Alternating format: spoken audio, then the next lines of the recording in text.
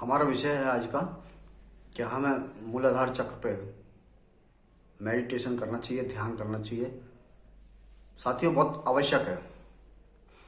जीवन बनाना चाहते हैं तो मूल आधार पे ध्यान हमारा होना चाहिए। हमारा मूल आधार क्या है? जिस आधार पे हम जन्मे हैं वह वहाँ पे हमारी प्रवृत्ति रहती है, उसी प्रकार की हमारी प्रवृत्ति रहती है और उसी प्रकार की हमारी निवृत्ति होती रहती है, उसी प्रकार के हमारे फिर कर्म घटित होते रहते हैं।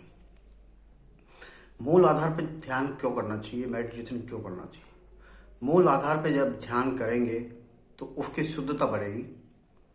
वहाँ पे शुद्धता बढ़ने से उसमें जागृति आएगी और ये जागृति ही आपको ऊंचाइयों पर ले जा सकती है और कोई मार्ग नहीं है।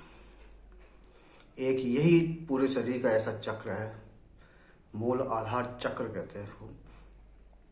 अगर ये ज़्यादा खराब हो जाता है तो ये समझ लो कि आदमी बैठ भी नहीं सकता है, सो भी नहीं सकता है, चल भी नहीं सकता, खड़ा भी नहीं हो सकता। सारे काम उसके अवरुद्ध हो जाएंगे। ये उसकी जड़ है जिसके ऊपर वो केंद्रित है। पूरा बैठ सकता है, चल सकता है, उठ सकता है, बैठ सकता, बोल सकता है। उसकी बुद्धि में शुद्धता इस चक्र से ही आएगी। अगर चक्र खराब है तो बुद्धि भी विकृत हो जाती है। बुद्धि विकृत हो जाएगी, शुद्ध बुद्धि काम नहीं करेगी। शुद्ध बुद्धि काम नहीं करेगी, हमारे निर्णय सही नहीं होंगे, हम सही डिसीजन नहीं ले पाएंगे, हमारे डिसीजन लेने में ही अस्थिरता रहेगी। तो अभी क्या है कि जैसे गीता में भगवान कृष्ण ने कहा है कि आदमी एक उल्टा वृक्ष है। ठीक उस उल्टे वृक्ष कैसे कहा है, किस आधार पर कहा है, इस बात को समझ रहे कि हम जो भी हमारी जड़ है नीचे है और हम ऊपर की तरफ है और चलते ऊपर की तरफ से नीचे की तरफ है। कैसे?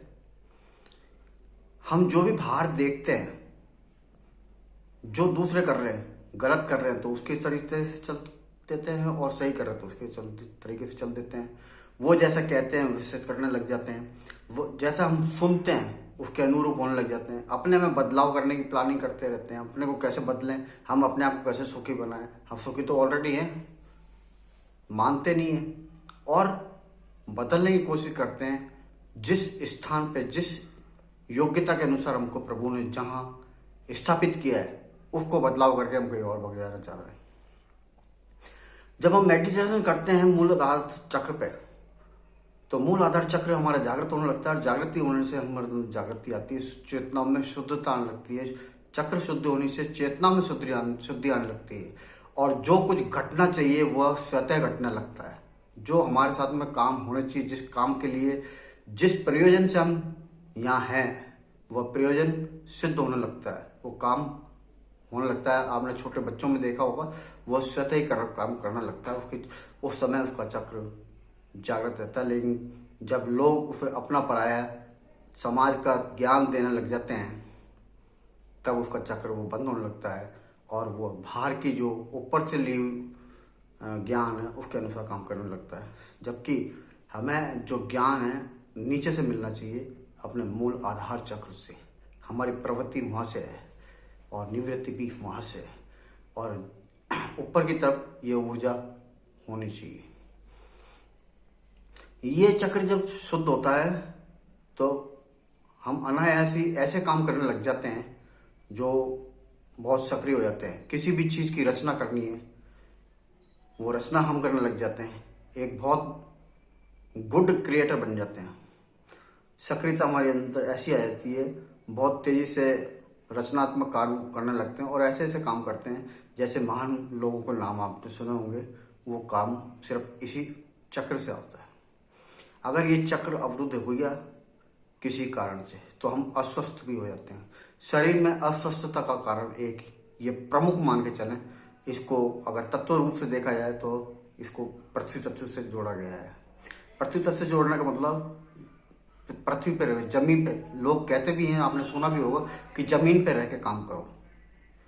तो जमीन पे रह के काम का मतलब अपने में रहते, अपने में रहने का मतलब आप अपनी जो मूल प्रवृत्ति है, आपका मूल जो जड़ है उसके साथ में जुड़े रहो। आप मूल क्या है आप इसको जानने की कोशिश करें।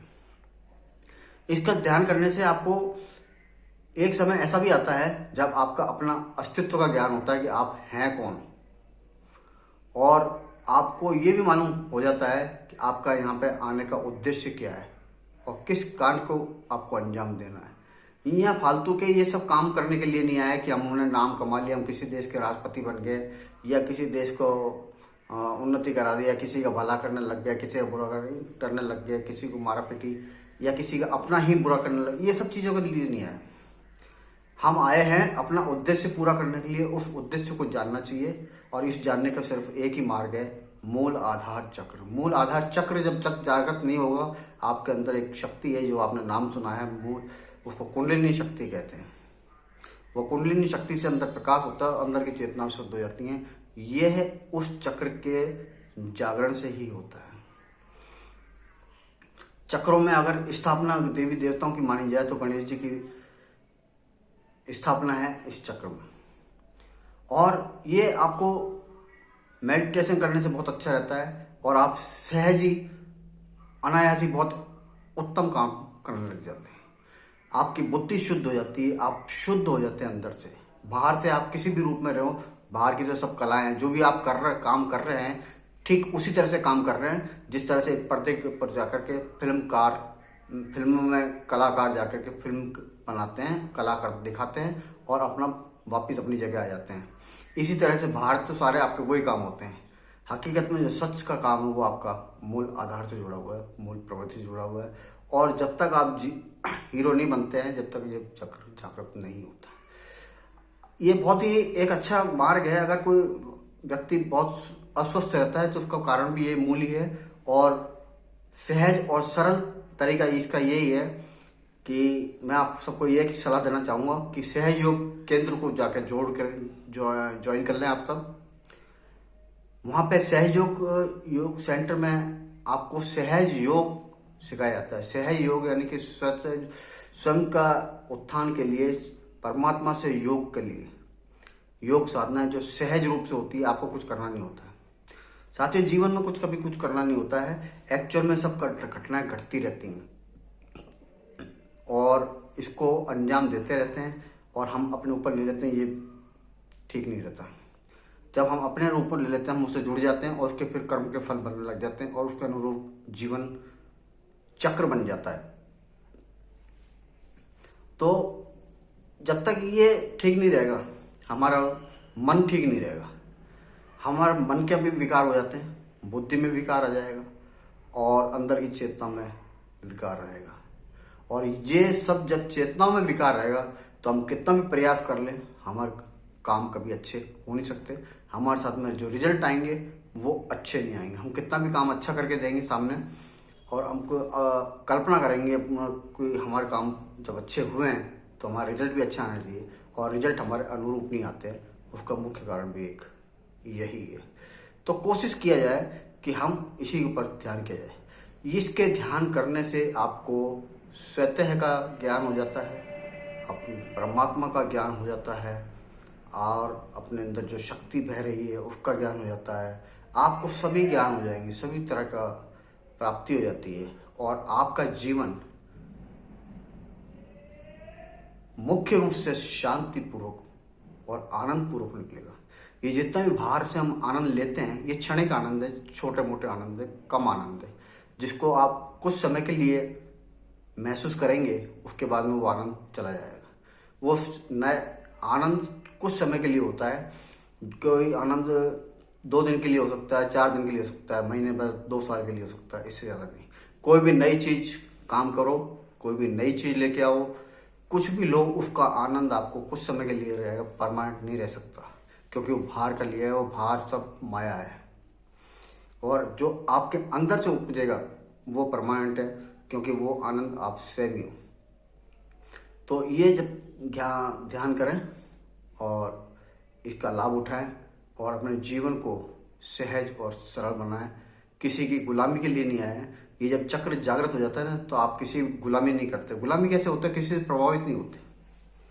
प्रभावित कैसे होते हैं? जैसे अभी ये बताया, बाहर से देख करके, बाहर से सुन करके, बाहर से स्पर्श करके, सूंघ करके, किसी भी चीज से प्रभावित होते, ये प्रभाव बंद हो जाता है और आप अपने ही काम में उत्साहित होते हैं और अन्य के लिए आपके पास समय नहीं होता। और इसी को देखते हुए दुनिया आपका फॉलोअप करती है, आपसे सीखने की प्रयास करती है, आपसे बहुत कुछ आपका गुरु बना के आपको आगे बढ़ाती है और आपके पद चिन्हों पर चल के आगे बढ़ने का प्रयास करती है। और आप, मजे की बात यह है, आप इसमें अपना प्रभाव किसी को नहीं दिखाते हैं। प्रभावित लोग स्वतः होते हैं। देखो, एक बहुत अच्छी क्रिया है ये। एक तो आदमी प्रभाव दिखाता है कि मैं ये हूं, और या फिर किसी से प्रभावित होता है, वो सामने वाला वो है कि हमको ये होना चाहिए, और कंपटीशन लगता है। लेकिन ये एक ऐसी गणना होती है जब मूलाधार चक्र जागृत हो जाता है तो स्वयं आसपास का वातावरण आपसे प्रभावित होने लग जाता है। लोग तो क्या, जीव जंतु, जानवर, निर्जीव, वातावरण, सब कुछ, हवा, पानी, सब कुछ ये समझ लो, जो भी कुछ पेड़ पौधों को, जो भी आप देखते हो, आसपास का जो वातावरण है, आपके संपर्क में आए हुए जो है वो सब शांति का आनंद महसूस करेंगे और बहुत अच्छा महसूस करेंगे, खुशहाल महसूस करेंगे। एक कोई कागभूषण जी की अगर कथा आपने सुनी हो तो उसमें भी बताया गया है कि उनके क्षेत्र में एक ऐसा लंबा चौड़ा क्षेत्र बन गया था उनका, उनके क्षेत्र में पहुंचते ही आदमी बहुत सुकून, शांति पे महसूस करता है। जैसे किसी मंदिर, गुरुद्वारे में कहीं जाकर के आप एंटर होता है, वहां देखता है तो बहुत शांति फीलिंग होती है ना, महसूस करता है। ऐसा ही जब आपका चक्र जागृत हो जाएगा, आसपास का पूरा वातावरण इतना आनंदित हो जाएगा, सब खुशहाल हो जाएंगे। तो आज का वीडियो यहीं पे समाप्त करना चाहूँगा।